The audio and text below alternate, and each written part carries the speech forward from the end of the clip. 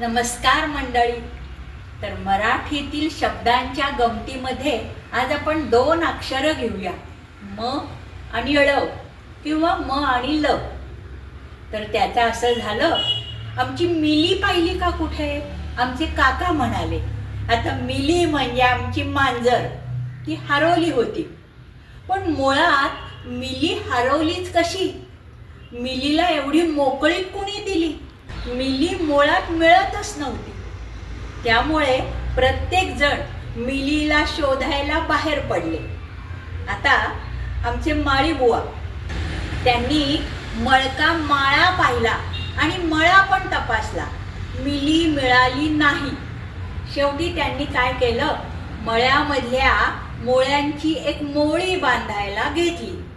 आता आमच्या मुलामुलींनी शोधायला सुरुवात केली. त्यांनी मैलभर जाऊन माळ रानावरती मिलीला शोधले, पण मिली मिळाली नाही. त्यांना औषधी मुळी मात्र मिळाल्या आणि उसाच्या रसाची मळी मिळाली. आता आमच्या मळवटधारी महिला मंडळांनी आम्हालाच मिली मिळेल असे म्हणले आणि त्यांनी मिलीला शोधायला लागल्या. परंतु मिली त्यांना मिळाली नाही, कारण एकीचा मेळ दुसरीला नव्हता.